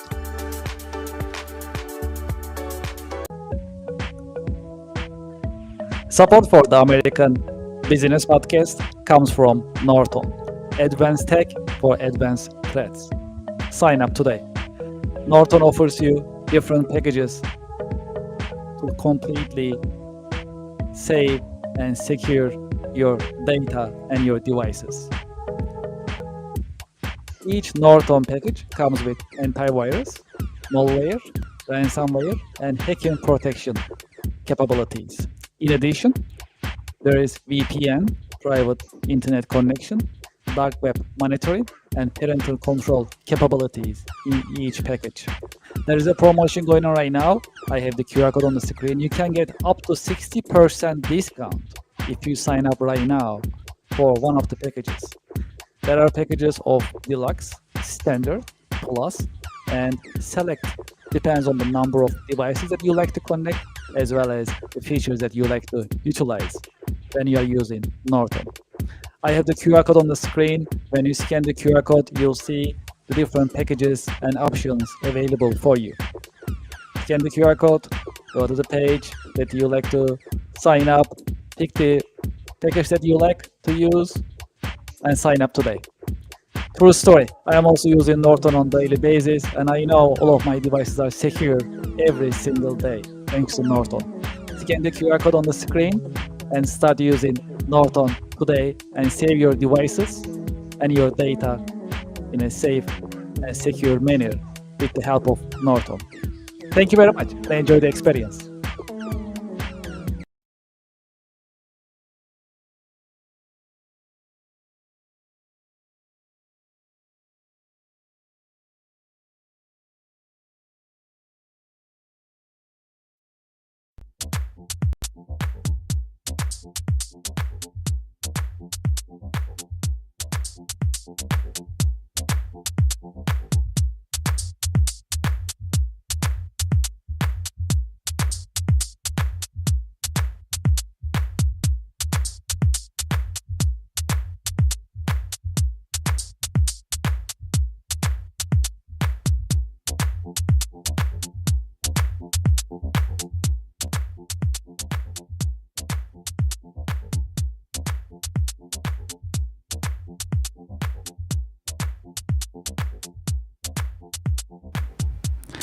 Welcome to the American Business Podcast. I am Kevin Deveci, your host. I am welcoming you episode 147 in the American Business Podcast.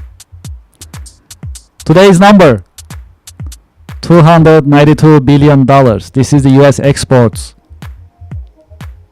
$292 billion in November 2025. Quote of the day. As you know, we have a great partnership with missionstatements.com.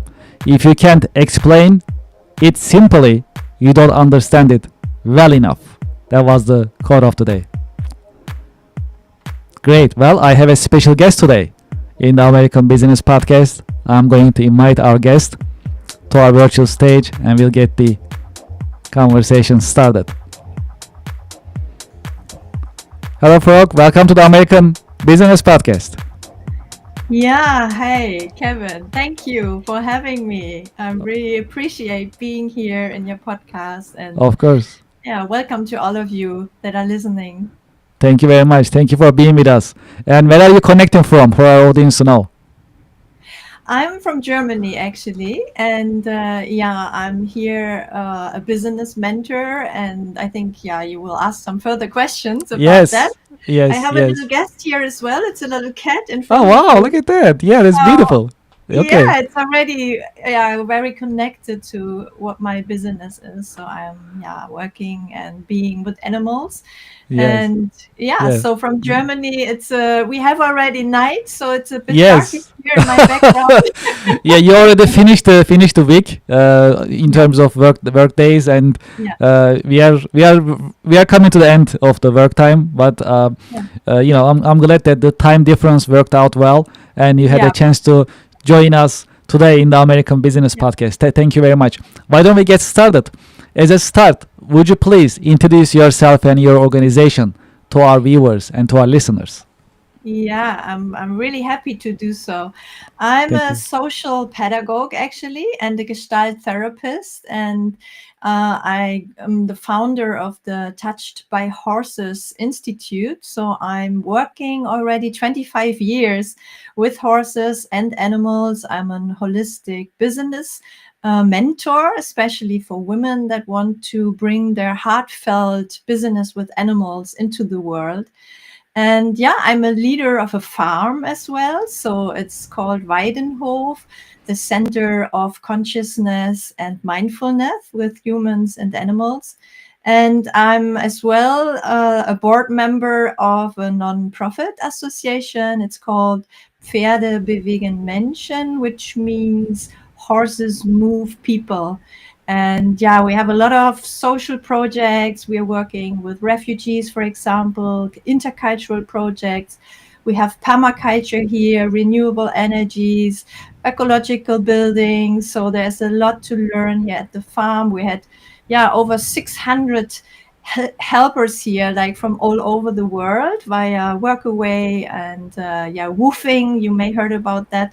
So we are a social association, a company. So it's a farm. So it's a synergy from all these different aspects that come together. And we have 20 animals living here, actually: horses, sheep, goats, cats, and rabbits, and a lot of mice actually too. And yeah, it's Okay. really beautiful at the moment because springtime is coming, and yeah, we're starting to living outside again, and it's really, really beautiful. It's a beautiful spot. It's in the middle of nature, and I'm really blessed to have such a beautiful work environment. And yeah, I'm inviting people to this place, and I'm working international actually Mm. online as well. Mhm. And yeah, my vision and my mission is really to bring the awareness that animals are our teachers of presence, and that they have a lot to give and to teach us in these times especially.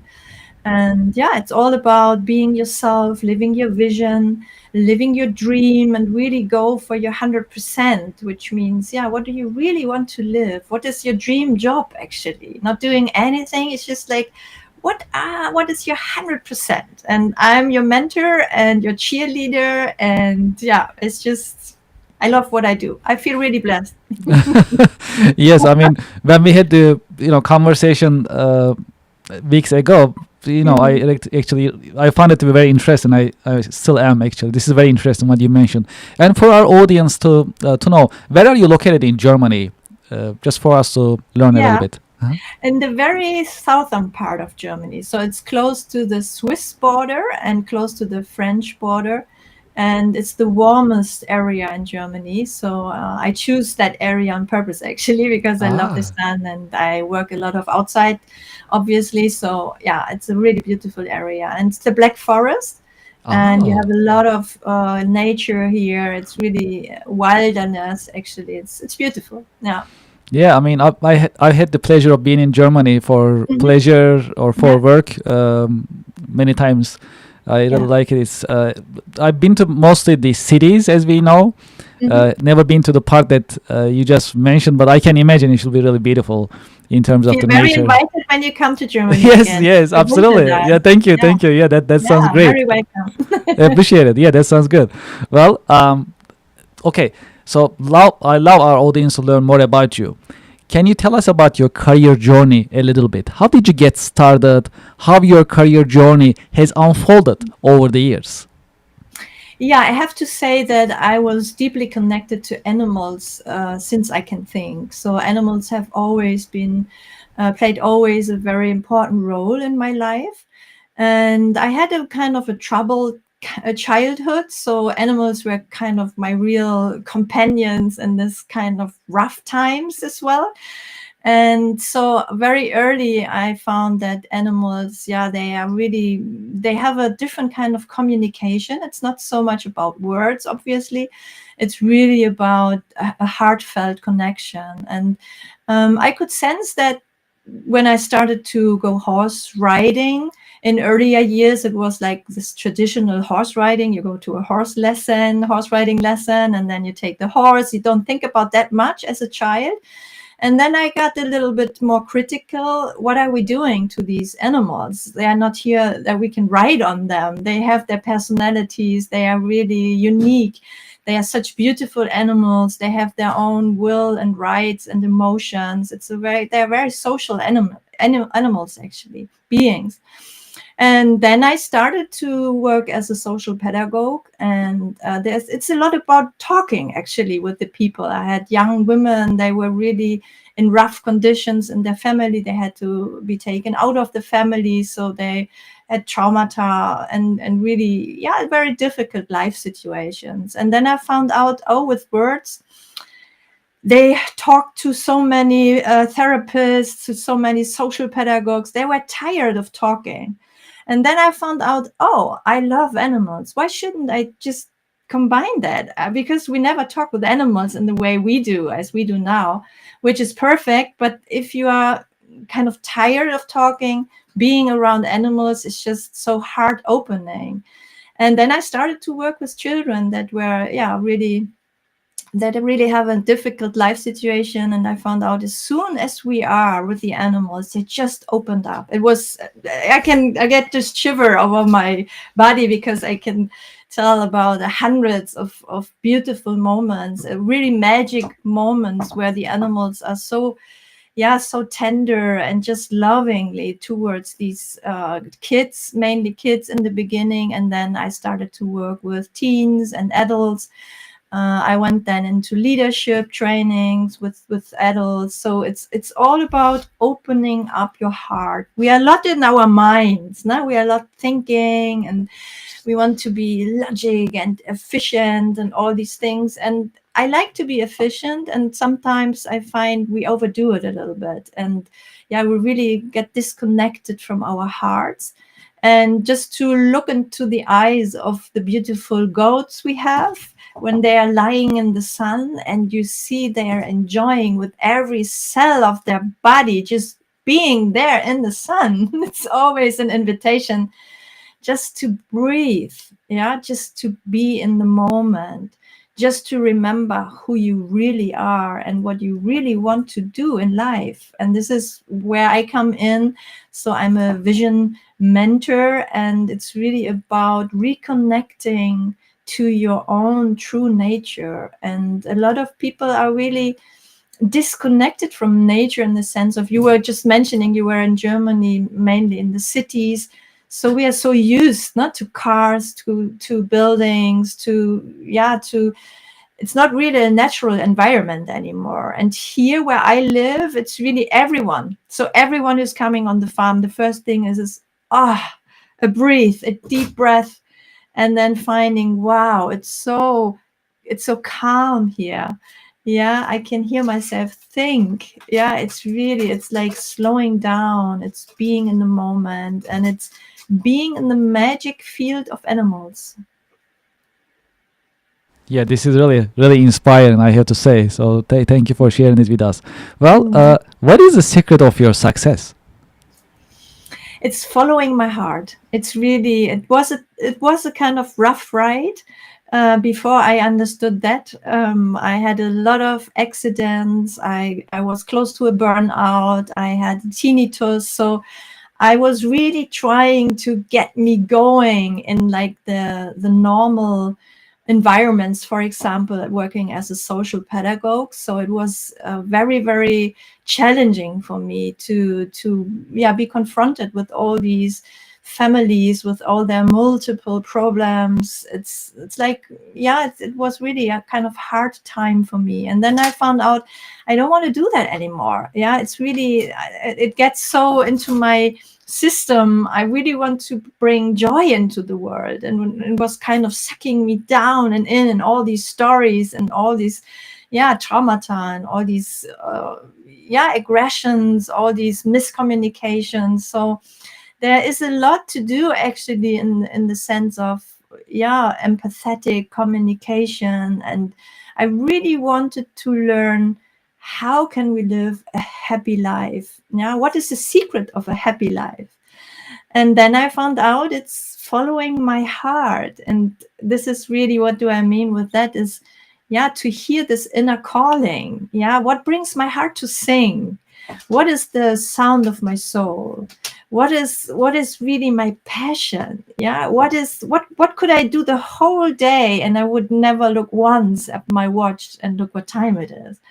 And I get really excited around that because I have so many women, people coming to my farm, the 600 helpers, and I can always see how they open up, how they really, you can see them growing actually, yeah, inside their dreams. It's like daydreaming at first. Now it seems a bit new, but then you remember, okay, what was it when I was a child? What was that really got me? Yeah, where I just got, I forgot everything around me. And then we follow that kind of path. And then we find out, wow, everything you lived up to this moment now just serves this purpose. Yeah, your purpose of what do I really want to live? What is my vision? And then I'm at your side, by your side. And what I did, you can do too. It's just following your heart. Have you had any role models, any mentors who help you shape your career journey over the years? Absolutely. I have 20 Okay. of them living with me. So Okay. I mean that serious. I mean it serious. It's really the horses were really my absolutely mentors. I learned so much because you can't fake when you are around animals. They sense immediately your true energy, your frequency, and they teach me so much because they were so honest to me. When we talking with each other, we often we are just polite. No, we don't really say what we think most of the time. And with animals, especially horses, as they are so big, yeah, you can't fool them. It's really they are just in this majestic being, and you, I mean, you can't just take them and bring them from A to B, obviously, as like you could do with a cat or a dog. So you really learn leadership with them. You really learn to be authentic. You learn to focus. You learn to look in advance. What do I really want to do? Because the horse wouldn't follow you if you're not clear, authentic, and really have leadership qualities. And it's a rough school actually I went through. Yeah, it was painful from time to time because, yeah, if a horse is communicating in a horse language, sometimes this is a bit physical. So I learned the lessons, and after 50 years now with horses, it's really, I would say, they are the masters. Yeah. That's amazing. Okay, well, key career lesson. If there is one key career lesson that you learned the hard way that you can share with us, what would it be? The hard way, I told already that it was really kind of difficult for me to, at one point, to decide I really want to follow my heart. The advice I remember that really stick to me all my life was when my sister said, when I was really upset because I had the horse already, and the places where it lived was always like it was compromised, the stable weren't that the way I wished it to be, the environment and the people feeding the horses without asking me. So there was a lot happening, and whenever I talked to her, she said, Frauke, think big. Think big. I thought, what does she mean? Think big. I'm in trouble here. I'm not I'm complaining. And she always just said, think big. And this really stick to me. And it was like, okay, Frauke, this is your momentarily situation. This is what you are in. You're observing what's happening. Okay, thinking big means, wow, there could be different options. And then people said to me, Frauke, one day you will have your farm. I said, okay, my farm, I don't know what you're talking about. I never wanted to have a farm. Yeah. But these days I have a farm. So people sometimes knew earlier than I knew, think big. So there was this kind of vision I didn't even was connected to.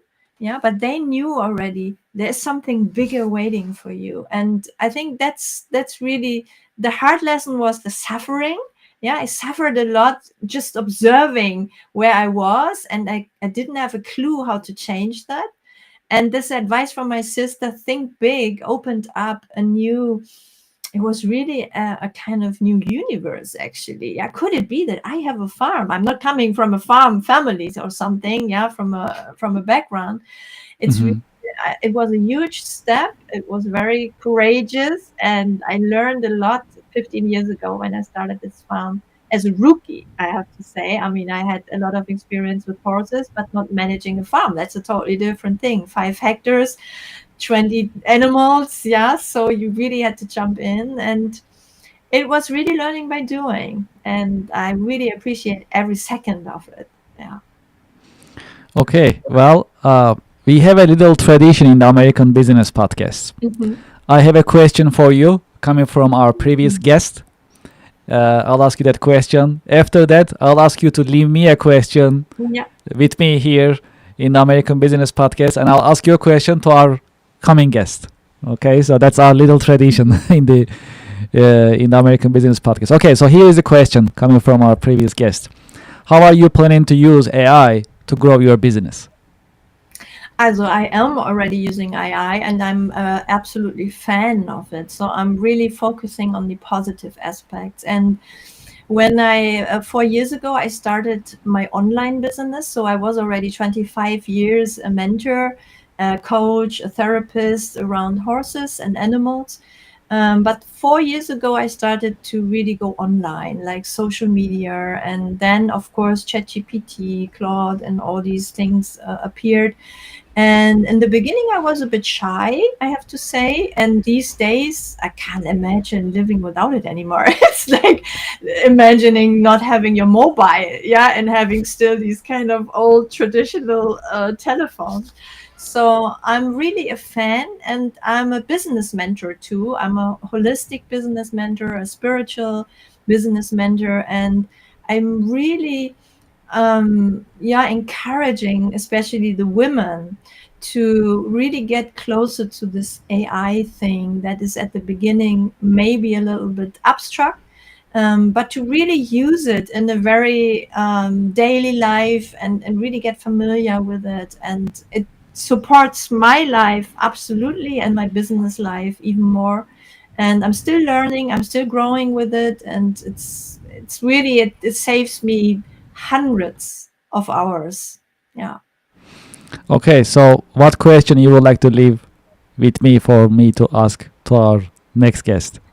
Of course, I have to ask that question. What brings your heart to sing?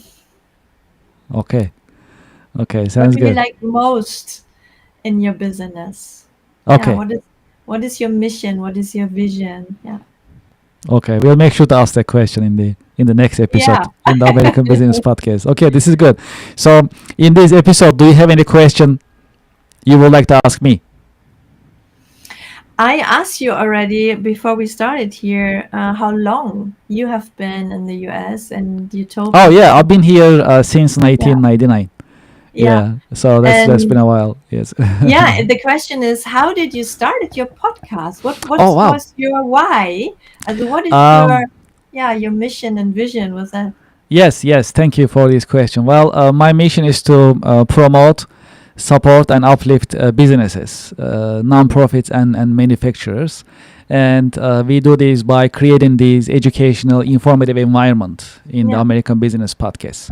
So that's what motivates me. And every single episode that we have in the podcast, I am also learning at the Yeah. same time while we are creating this educational environment and content. It's also, I always call it, the podcast actually is my school. I am also Yeah. learning from Yeah. other professionals like yourself and others. So that's why I love it. I'm also learning myself. I'm also helping others learn by creating these podcasts. So this is really motivational for me.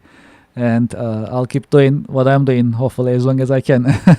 Yeah, it's so beautiful, and you're so engaged, as in the sense of, yeah, you're really, it's really your true mission. I can sense that. Yeah. Appreciate it. Thank you very much. Well, what is your career advice for next generation professionals? Yeah, it's really connected to our beingness. Also, it's hustling. It's less doing just for the doing. It's less about doing something that I don't really feel connected to. It's really before you start a career, or even if you are already in a career, to ask yourself very honestly and sincerely, is this something, is there my ethic involved, for example? Yeah, is what I'm doing, does that make any sense for me in the wider range?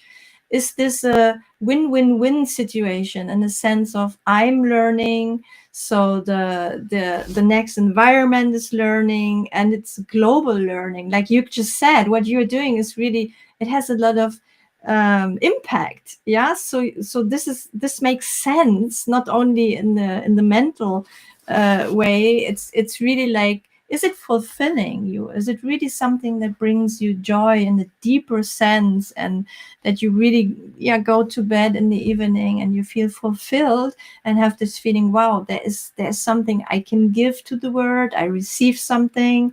And it's like this beautiful smile, yeah, when you feel, wow, I'm blessed what I'm doing. And I think it's time that we really focus on that we are not only doing jobs, that we are really creating a career that is connected to our hearts, and that we really, yeah, get in focus. How can our businesses be sustainable? How can they serve environment, nature, animals, relationships, empathetic communication, wealth, health, yeah, all these topics. So yeah, to really bring that to the surface, and prioritize that. Yeah. Okay, so for those who like to continue this conversation with you, what is the best way that they can be in touch with you? Any Yeah, contact information? there is a beautiful way at the moment, because I'm a host of an online summit at the moment, which starts at the 18th of March, and will last for 10 days. There will be some international speaker as well, so some of the interviews will be in English. And there is everything. My website, it's like touchedbyhorses.com, or you just write me an email. We can connect that way. And of course, Instagram, it's Touched by Horses as well. And I have some YouTube videos. And yeah, it's really about international connection. So even if you are in the US, just feel free to get in contact. We can have talks and mentorings via Zoom, of course. And I'm working really worldwide, and I want to spread, yeah, the magic of the animals, as you can sense, really around the world. Mhm. Yeah, this is really inspiring. Frog, thank you so much for being with us in the American Business Podcast, and thank you for sharing your professional insights and wisdom with us. Yeah, thank you for having me, Of and all the course, best. appreciate it. Yes, thank you so much. It's great seeing you, and I wish you a great weekend. You too. Thank you very much. And to our audience and to our listeners, we'll be right back after a short break. Thank you very much.